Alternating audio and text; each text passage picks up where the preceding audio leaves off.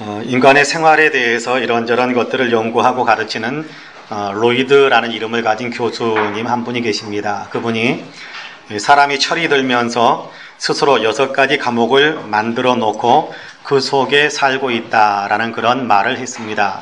사람이 철이 들어가면서 스스로 자기 자신을 이렇게 둘러싸는 과목을 스스로 만들고 그 안에서 살고 있다, 그런 얘기를 하는데, 그가 말하는 첫 번째 과목은 자기도취라는 과목입니다. 자신의 모든 것은 다 좋고 잘하는 것이다 라는 생각에 갇혀 사는 거지요.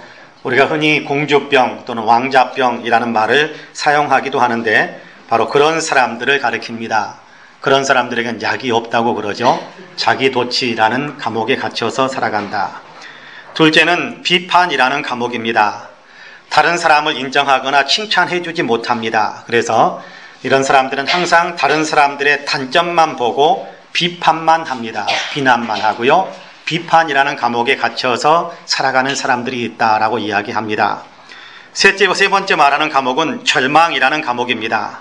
세상을 부정적으로만 보고 또 불평하고 불만에 가득 차서 살아가는 그런 사람들, 절망의 감옥에 갇혀서 살아가는 사람이다라고 이야기합니다. 넷째는 과거지향의 감옥이라는 것도 있답니다. 과거지향의 감옥. 자기의 지나간 옛것은 모두가 다 황금시대와 같고 오늘날은 보잘것없는 것으로 생각하는 향수에 갇힌 그런 감옥입니다. 이런 분들은 옛날이 좋았다, 옛날이요 하면서 옛날이 좋았다라고 이야기하고 그러면서 자꾸만 옛날 일, 옛날 생각에만 빠져서 현재의 시간들을 낭비하면서 살아가고 있다고 합니다. 다섯 번째는 선망이라는 과목입니다. 부러워하고 선망하는, 그쪽에다가 자기의 바라는 마음을 이렇게 모아가는 그런 과목입니다. 이런 사람들은 남의 밥그릇은 크게 보이는 거죠. 남의 밥그릇만 크게 보이는 사람입니다. 내가 가진 것의 소중함을 전혀 모르고 남의 떡만 크게 보면서 부러움에 사로잡혀 살아가는 사람들, 이런 사람들이 선망이라는 감옥에 갇힌 사람들이다, 그렇게 이야기합니다. 마지막 6번째 과목은 질투라는 과목입니다. 남이 잘 되는 꼴을 못 보는 거지요. 누가 밭을 사면 배 아프다, 그런 우리 속담이 있지 않습니까? 그런 사람은 어떻게 무슨 트집을 붙여서라도 헐뜯고야 마는 그런 사람들, 질투심에 사로잡혀 살아가는 질투라는 감옥에 갇힌 사람입니다. 이런 6가지 과목을 이야기하면서 이런 감옥에 갇혀 살아가는 사람들에게는 아무런 행복이 없다, 이런 사람들은 전혀 행복을 누리지 못한다라고 이야기합니다. 물론 이런 심리적인 감옥만이 사람을 불행하게 만드는 것은 아닐 거다라고 생각을 해봅니다.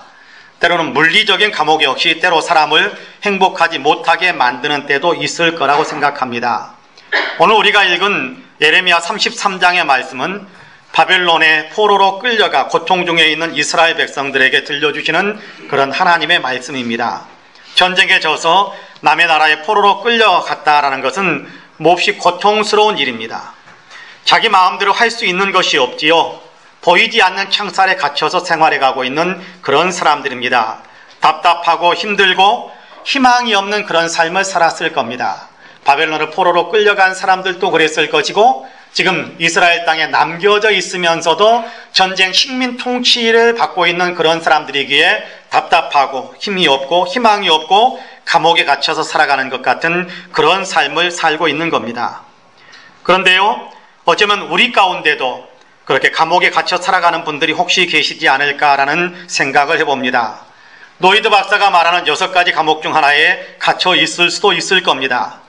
돌아서면 후회하면서도 너무 오랫동안 굳어져 있는 삶의 습관으로 인해 나도 모르게 스스럼 없이 아무런 의식도 없이 그냥 속에서 나오는, 어떻게 보면 너무 자연스럽고 태연스럽게 다른 사람을 비난하거나 질투의 시선을 쏟아버리는 분들이 계실 수 있을 거라고 생각합니다.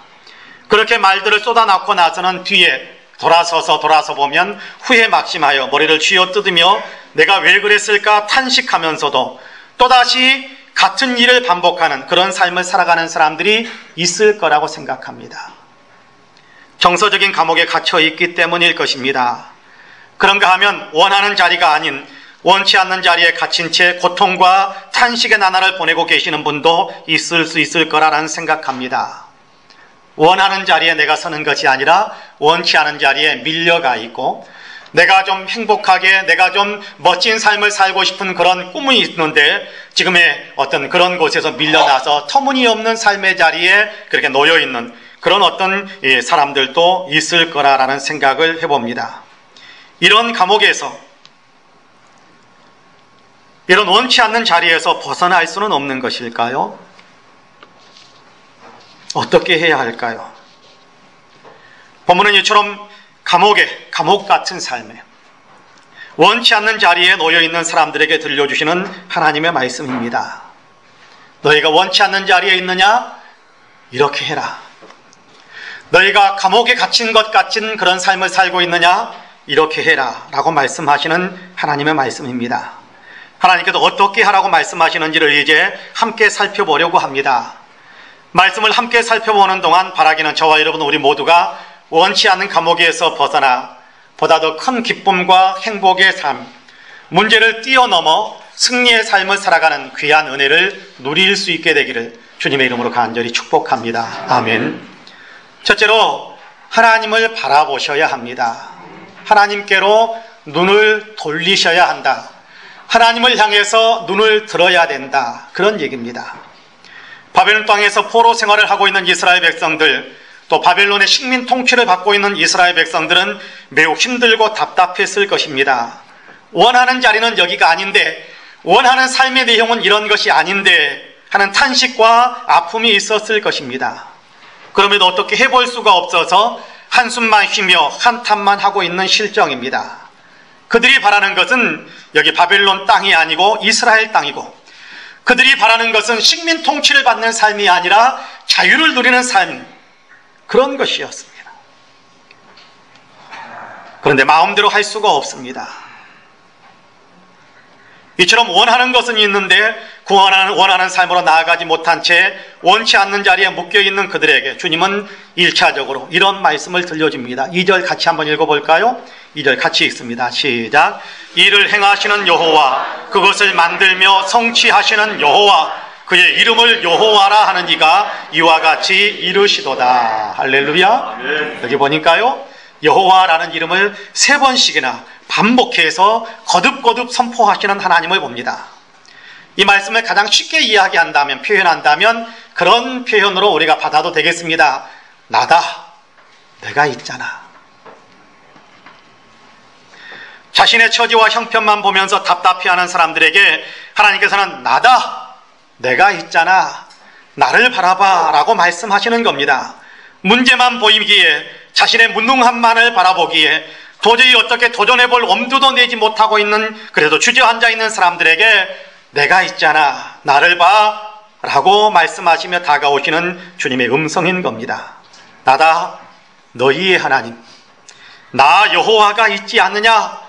내가 어떤 하나님인 줄 잊었단 말이냐 하시며 시리에 빠진 백성들을 찾아오고 계시는 겁니다.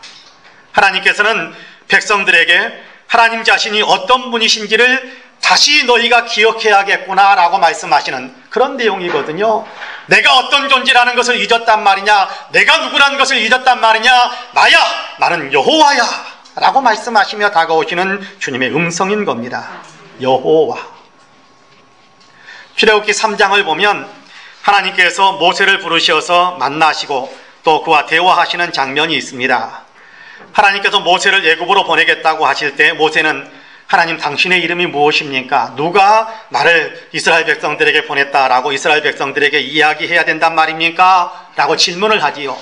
그때 하나님께서는 즉답을 피하시면서 나는 나다, 나는 스스로 있는 자다 라고 대답을 해주십니다.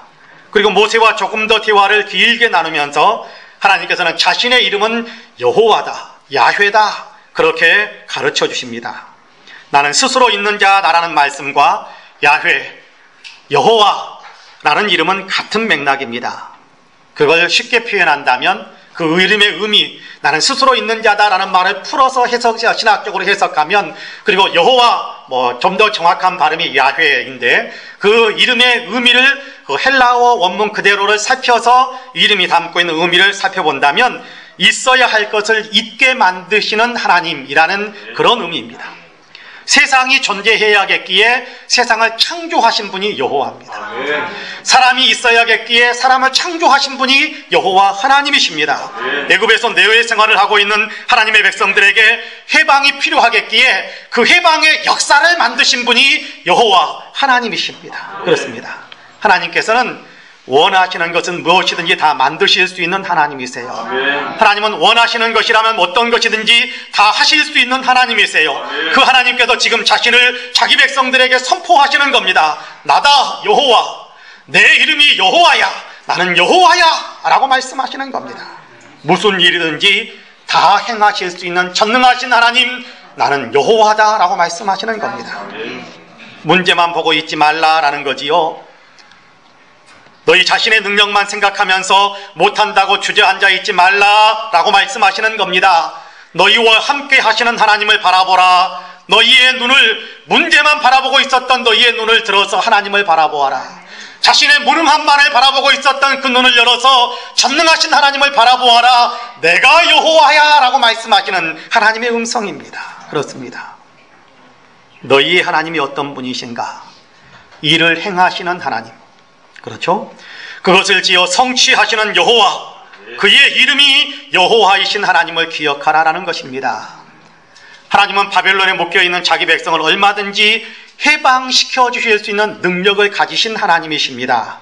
그리고 실제로 하나님께서는 이 말씀을 들려주신 후에, 에레미야에게 이 말씀을 들려주신 후에, 그리고 얼마 있지 않아서 하나님께서 약속하신 때가 참에 이스라엘 백성들을 정말 바빌론에서 해방시켜 주시는 놀라운 일을 행하신 하나님이십니다. 실제로 그 역사를 이루신 하나님이세요. 그렇습니다.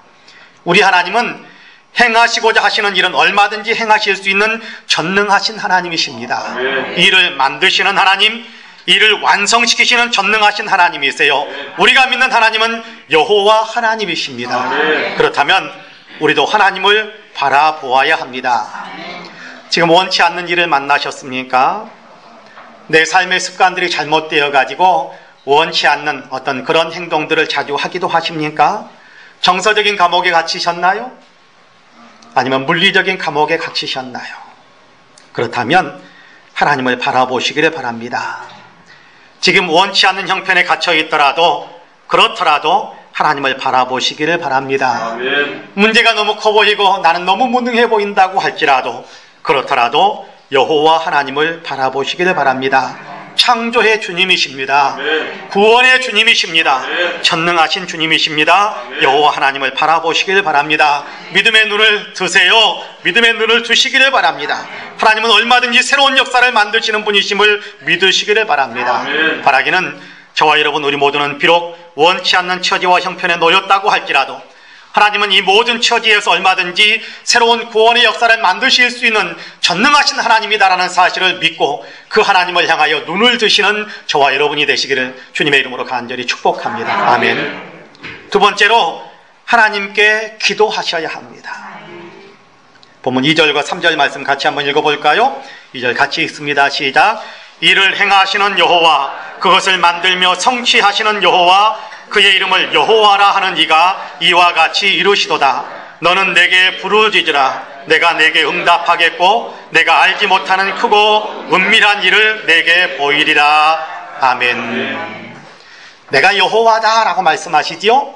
나는 일을 만드는 여호와, 일을 완성시키는 여호와, 나는 전능하신 하나님 여호와다 라고 말씀하십니다. 그러면서 하나님께서 계속 이어서 하시는 말씀이 너는 내게 부르짖으라 라고 말씀합니다. 하나님을 믿고 하나님께 기도하라, 그런 얘기지요. 에스겔서 36장에는 제가 참 좋아하는 성경 구절 한 절이 있습니다. 에스겔서 36장은 이런 배경이 있습니다. 지금 이렇게 바벨론의 포로로 끌려가 있었던 이스라엘 백성들에게 하나님께서 다가가셔서 너희를 해방시키겠다라고 약속하시는 말씀이 담겨져 있습니다. 황폐했던, 내가 너희를 이제 고국으로 돌아가게 해줄 것이다 라고 약속하고요, 황폐했던 고국 예루살렘 땅을 이제 풍성한 열매를 거두는 축복의 땅으로 다시금 변화시켜 줄 것이다 라는 약속을 선포합니다. 폐허로 변해버려서 사람들이 더 이상 살 수가 없어서 다 뿔뿔이 흩어져 버리고 이제는 광야처럼 이제 모든 사람들에게 외면당하는 땅이 되어버렸던 그 땅에 다시금 사람들로 가득 차게 만들어줄 것이다 라고 약속하십니다. 무너졌던 너희의 집도 다시 세워줄 것이고 무너져버린 너희 성도 다시금 세울 수 있게 할 것이다 라고 약속하세요. 전능하신 하나님이기에 능히 그 일을 이룰 것이다 라고 분명하게 선포하십니다. 이렇게 약속하신 하나님께서 이어서 그 다음 구절에 뭐라고 말씀하시느냐 하면 주 여호와께서 이같이 말씀하셨느니라. 그래도 이스라엘 족속이 이같이 자기들에게 이루어지기를 내게 구하여야 할지라. 그렇게 말씀합니다. 내가 많은 것들을 너희에게 약속한다. 너희를 위해서 어마어마한 것들을 준비하고 예비했다. 얼마든지 너희에게 줄 것이고 내가 너희에게 다 줄 것이다 라고 이야기하면서 그래도 달라고 해야 준다. 그렇게 말씀하는 거예요. 달라고 해야 준다. 무엇이든지 능치 못함이 없는 하나님입니다. 그러면서 하나님께서는 사람이 구해야, 다시 말해 사람이 기도해야 사람들의 일에 개입해 들어오시겠다라고 말씀하시는 겁니다. 기도해야. 그렇습니다. 도움을 구하면 하나님께서 전능하신 능력으로 우리의 삶에 관여하십니다. 기도는 중요한 것입니다. 기도는 전능하신 하나님을 움직이는 힘입니다. 기도에는 응답하신다라는 하나님의 분명한 약속이 붙어있는 그런 하나님의 말씀입니다. 그렇습니다. 우리도 기도하면 하나님이 일하십니다. 원치 않는 자리에 서 있더라도 기도하면 하나님께서 우리의 삶에 개입하셔서 원하는 삶으로 우리를 변화시켜 주시는 것입니다. 그렇습니다. 기도하셔야 합니다. 설교 서두에 사람에게는 6가지 감옥이 있다라는 노이드 교수의 이야기를 들려드렸었습니다. 노이드 교수의 이야기에 의하면 또 이런 내용이 그 다음 붙어 있습니다. 이 6가지 인생의 감옥을 잠가둔 자물쇠는 곧 자만심이다. 그렇게 이야기합니다. 자기가 교만하고 자기가 너무 높은 교만하고 자만심으로 가득 차 있기 때문에 스스로 자기 자신을 가두는 그런 감옥을 만들게 된다라고 이야기합니다. 그러면서 하는 말씀이 그 감옥에서 빠져나올 수 있는 그 자만심, 그 교만이라는 감옥에서 빠져나와 자기를 정말 행복한 삶을 살아가게 만들 수 있는 유일한 열쇠는, 자만심, 교만이라는 그 자물쇠가 채워져 있는데 그 자물쇠를 열 수 있는 유일한 열쇠는 하나님께 기도하는 것이다. 그렇게 가르쳐집니다. 하나님께 기도드리는 것이다. 기도하면 하나님께서 우리를 인생의 감옥에서 나오게 하신다라는 거지요. 기도하면 하나님께서 원치 않는 자리에 서 있는 우리를 원하는 자리로 옮겨주신다라는 그런 말씀입니다. 믿으시기를 바랍니다. 그래서 하나님은 기도하라라고 말씀하시는 겁니다. 중국의 선교사였던 허버트 잭슨 선교사가 선교지에 도착해서 봤더니 그곳에서 이런저런 것들을 물려주는데 쓸만한 것은 하나 없는데 그 가운데 또 유일하게 자동차 하나가 이렇게 넘겨지니까 선교지를 방문하기 위해서는 자동차가 좀 필요할 것 같으니까 자동차를 소중하게 물려받았습니다. 자동차를 소중하게 물려받았는데 그 자동차는 시동이 잘 안 걸리는 그런 자동차였어요. 예전에 이렇게 아주 오래전에 우리나라도 자동차 이렇게 오토바이 이런 거 이렇게 기계를 통해서 이렇게 움직이는 어떤 그런 이렇게 이동 수단들 보면 시동이 잘 안 걸리면 어떻게 합니까?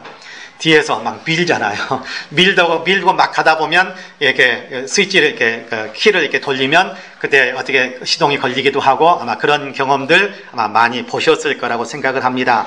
네, 그런 자동차가 허버트 잭슨 선교사에게 이렇게 전달되어졌습니다.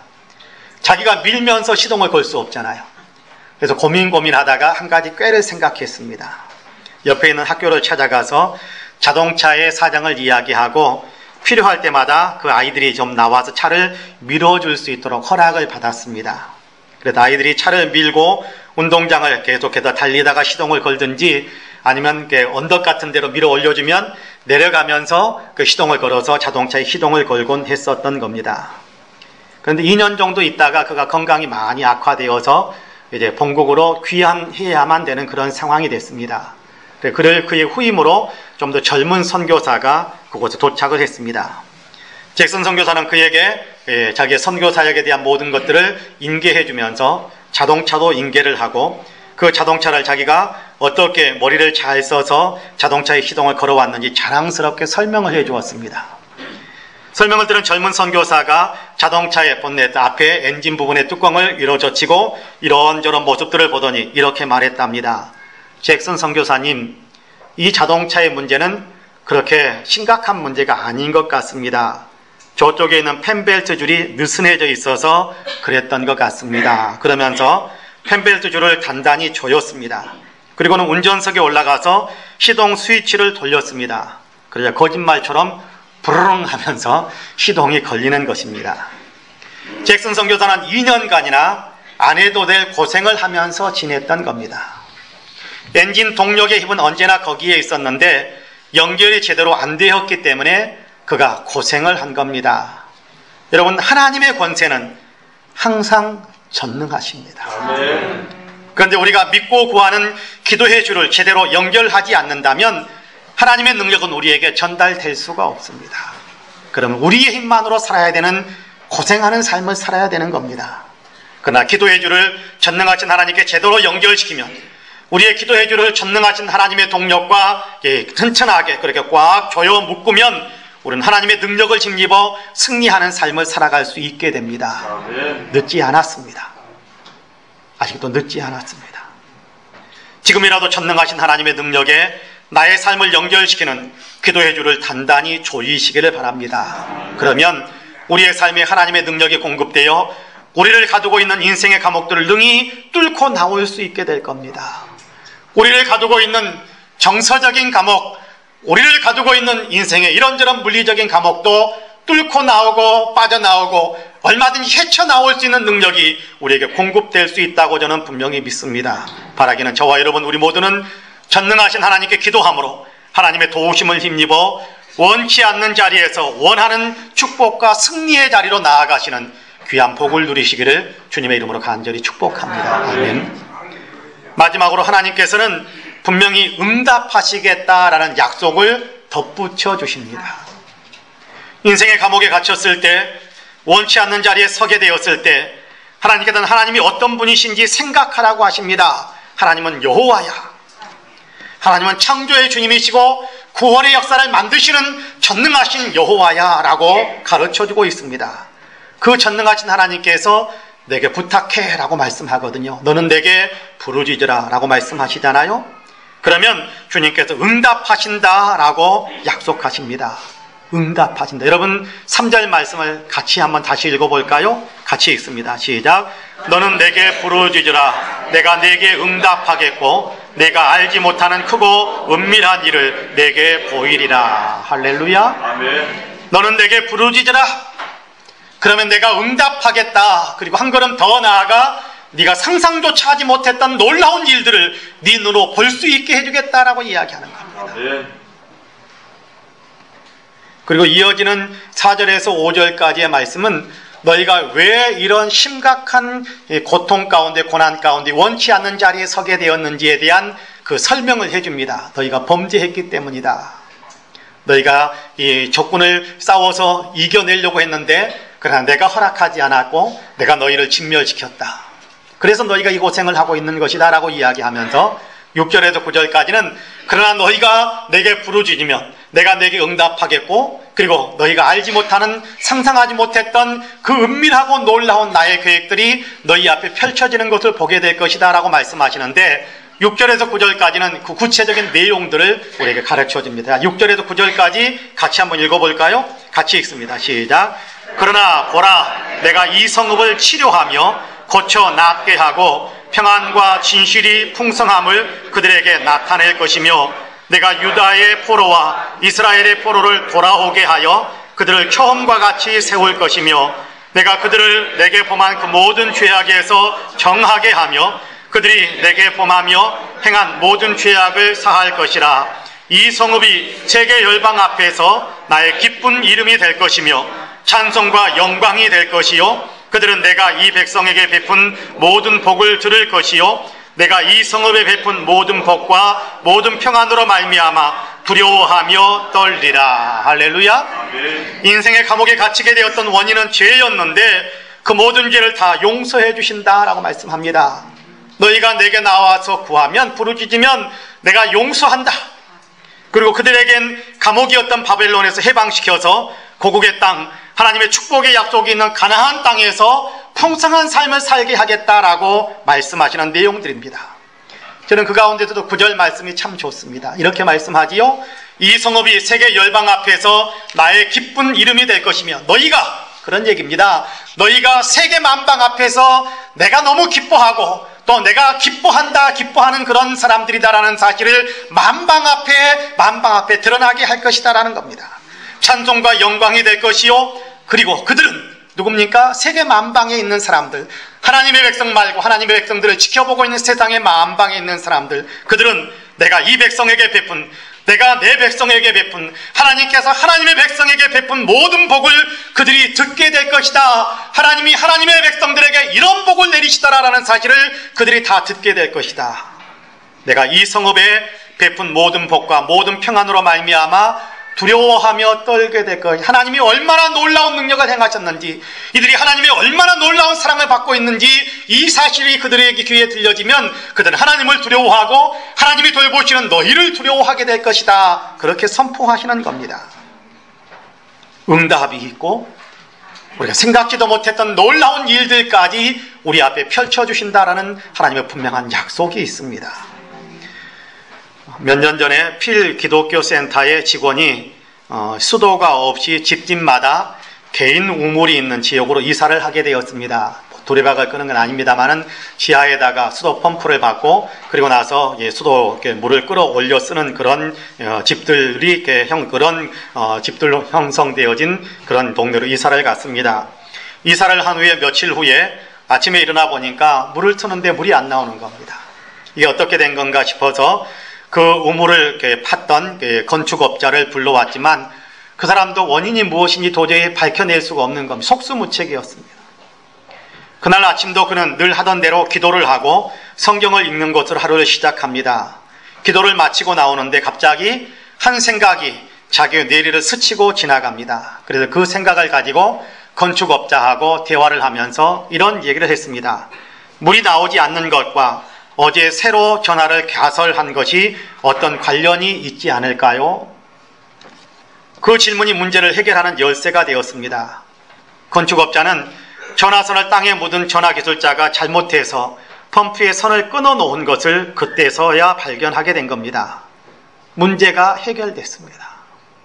원치 않게도 수돗물이 나오지 않아서 몹시 불편해질 수 있었습니다. 그런데 그날 아침에도 그는 기도하면서 자신의 하루의 일과를 놓고 기도하면서 또 이 수도에 대한 기도도 하나님께 같이 드리고 그리고 나오는데 순간 그의 뇌리에 하나님께서 성령으로 지혜를 주신 겁니다. 어제 전화 공사한 것과 무슨 연관이 있는 것은 아닐까라는 것을 생각할 수 있는 지혜를 준 겁니다. 그래서 그것을 이야기했더니 건축업자가 거기에 원인이 있었다라는 사실을 알게 되고 그리고 그 원인을 제거하고 다시금 이렇게 좋은 수돗물들을 공급받을 수 있게 된 겁니다. 조용히 묵상하면서 하나님의 인도하심에 귀를 기울일 때 문제가 해결되었습니다. 그렇습니다. 어떤 상황, 어떤 일이든지 하나님께는 해결책이 있습니다. 그러므로 여러분도 기도하시기를 바랍니다. 오늘이 종교개혁 기념주일입니다. 중세 카톨릭의 타락한 모습에 환멸을 느낀 수사 마틴 루터가 진실한 신앙이 무엇인지를 토론하자며 1517년 10월 30일에 비텐베르크 성당 입구에 95개 조항의 토론의 주제들을 제시하면서 루터가 중심이 된 종교개혁 운동이 들불처럼 일어나기 시작했습니다. 하지만 순탄한 길이 아니었습니다. 많은 핍박이 있었습니다. 목숨이 위태로워지기도 했습니다. 그러나 그때마다 도우시는 하나님의 손길이 그를 붙들어주고 보호하고 또 이렇게 감추어 주시니까 그러니까 그는 목숨을 부지하며 개혁운동을 펼쳐나갈 수 있었습니다. 루터 본인도 그랬고 또 루터와 함께 했던 사람들도 정말 많이 힘들었습니다. 지치기도 하고 두려움에 사로잡히게 되기도 하고 시리에 빠지기도 했습니다. 포기하고 싶은 생각도 굉장히 많이 들었습니다. 정말 힘든 싸움이었습니다. 처음에는 잘못된 교리만 지적하고 토론하다 보면 이것이 성경죄에서 입어되었구나 라는 것을 서로가 깨닫게 되고 그러면 성경적인 진리 가운데 바로 서게 될 것이다 라는 그런 어쩌면 순진한 생각 속에서 시작한 일입니다. 그런데 생각지도 못한 방향으로 일이 커져 버렸습니다. 그래서 원치 않는 자리에 자기가 그렇게 떠밀려 서게 된 겁니다. 수많은 죽음의 위협, 사선을 넘나들며 바른 신앙을 세우기 위한 싸움을 해야만 하는 상황이 됐습니다. 이 과정에서 루터는 하루에 서너 시간씩 기도했다고 합니다. 바쁠 때면, 그리고 또 위험이 밀려오는 그런 때면 기도 시간을 더 많이 늘렸다고 합니다. 바쁘면 기도를 건너뛰거나 기도 시간을 줄이는 사람들이 많은데, 루터는 바쁘니까, 결정해야 될 일들이 더 많으니까, 힘써 해야 될 일들이 더 많아지니까, 일이 많아지니까 기도도 더 많이 해야 된다고 그러면서 기도 시간을 더 늘렸다고 합니다. 중세시대 모든 권력을 쥐고 있는 교황청이 루터를 파문했고 죽이겠다고 덤벼드는 그 절박한 상황에서 루터는 그럼에도 불구하고 하나님께 기도하면서 순간순간 하나님이 주시는 위로와 격려를 힘입어서 종교개혁 운동을 계속해서 진행해 갈 수 있었습니다. 그가 말씀을 묵상하면서 기도하고 또 찬송하면서 기도하는데, 말씀을 묵상하면서 그러면서 찬송가 하나를 그의 기도로 그렇게 찬송가 하나를 만들게 됩니다. 그 찬송가가 바로 585장에 수록이 되어져 있습니다. 내 주는 강한 성이요 방패와 병기 되시니 큰 환난에서 우리를 구하여 내시리로다. 그렇습니다. 하나님은 강한 성이 되시고 내 인생의 방패가 되어주시고 보호자가 되어주시고 나를 대신해서 싸워주시는 병기가 되기 때문에 나는 이길 수 있다라는 그런 기도와 또 그런 어떤 확신 속에서 루터는 계속해서 일어서서 교황청의 그 막대한 권력을 대항해서 싸워올 수 있었던 겁니다. 2절에는 이렇게 됩니다. 내 힘만 의지할 때는 패할 수밖에 없도다. 힘 있는 장수 나와서 날 대신하여 싸우네. 이 장수 누군가 주 예수 그리스도 만군의 주로다. 당할 자 누구랴 반드시 이기리로다. 그렇습니다. 내 힘만 의지하면서 살아가면 백전백패일 겁니다. 세상은 만만한 세상이 아니거든요. 세상을 통로 삼아서 우리를 공격하는 마귀의 세력은 만만한 것이 아니거든요. 우리는 어쩌면 계속해서 폐단병처럼 계속해서 쫓기는 삶을 살아야 될지도 모릅니다. 그러나 예수 그리스도 만군의 주님을 힘입으면 능히 이깁니다. 믿으시기를 바랍니다. 계란으로 바위를 치는 것과 같은 일일 수도 있을 겁니다. 그러나 루터는 로마 카톨릭의 그 엄청난 위협과 박해 가운데서도 바른 믿음을 위한 개혁을 이루어내고야 말았습니다. 기도함으로 하나님을 힘입었기 때문에 가능한 일이었습니다. 그렇습니다. 우리 하나님을 힘입으면 능히 승리하게 될 줄 믿습니다. 비록 원치 않는 자리에 내가 세워져 있다고 할지라도, 감옥 같은 인생의 궁지에 우리가 빠졌다고 할지라도, 그러나 그 가운데 하나님을 바라보시며 하나님께 기도하시면 하나님께서 도우십니다. 이길 수 있습니다. 하나님을 바라보고 하나님께 기도하며 마침내 승리할 수 있게 되길 원합니다. 사랑하는 성도 여러분, 지금의 처지와 형편 때문에 낙심하지 마시기를 바랍니다. 꿈을 포기하지 마세요. 하나님이 계시잖아요. 창조의 주님이시고 구원의 주님이신 하나님이 우리 하나님이시잖아요. 만군의 여호와, 전능하신 하나님이 저와 여러분의 아버지가 되어주시잖아요. 그렇다면 우리에게는 능치 못할 일이 없습니다. 기도하시기를 바랍니다. 문제만 바라보시면서 못한다라고 주저앉지 마시고, 무능한 내 자신만 바라보면서 울고 탄식하지 마시고, 전능하신 하나님을 향하여 믿음의 눈을 두시고 그 하나님께 기도하러 아뢰어서 도우심을 힘입고 오늘도 승리하며 여러분 감옥 같은 세상을 뚫고 나오고 원치 않는 자리에서 도리어 축복의 자리로 이동해가는 저와 여러분이 되시기를 주님의 이름으로 간절히 축복합니다. 아멘. 기도하겠습니다. 은혜로우신 아버지 하나님, 마른 우물에 던져져 있었던 에레미야에게 찾아오셔서 사방이 막힌 감옥 같은 그런 실정이라고 할지라도 너는 나를 바라보고 내게 구하라 라고 말씀하셨던 것을 저희들이 듣습니다. 전쟁에 패배해서 식민 통치를 받고 또 많은 사람들이 포로로 끌려가서 바벨론 땅에서 고통을 당하고 있는 그 민족들에게 하나님께서 너는 나를 바라보고 내게 부르짖으라 라고 말씀하시는 것을 우리가 듣습니다. 하나님을 바라보고 그리고 하나님께 기도하면 하나님께서 놀라운 은총을 베푸셔서 죄를 용서하고 또 무너졌던 것을 바로 세우고 많은 사람들이 깜짝 놀랄 만한 놀라운 축복들을 너희에게 부어줄 것이다 라고 약속하시는 것을 우리가 오늘 들었습니다. 하나님 에레미야나 이스라엘 백성들에게만 하신 것이 아니라 바로 우리에게 들려주시는 주님의 음성임을 믿고 또 믿음으로 받아들이오니 동일한 은총의 역사가 우리 가운데에서도 풍성해지게 하여 주옵소서. 다만 우리가 하나님 믿음을 놓치지 않게 되기를 원합니다. 하나님 문제에 빠져서 또한 나의 무능한 모습만 보면서 하나님을 계산 속에서 제외시키는 우를 범하지 않게 하여 주시고, 비록 문제가 커 보이고 우리를 가두고 있는 현실이 절망적이라고 할지라도 그러나 그것보다 더 크신 분이 하나님이시다라는 사실을 우리가 생각하며 하나님을 바라보고 기도함으로 하나님의 도우심을 힘입어 하나님 원치 않는 자리에서 축복의 자리로, 감옥에서 해방의 자리로, 자유의 자리로 나아가는 우리 모두가 되게 하여 주옵소서. 감사하옵고 예수님의 이름으로 기도하옵나이다. 아멘.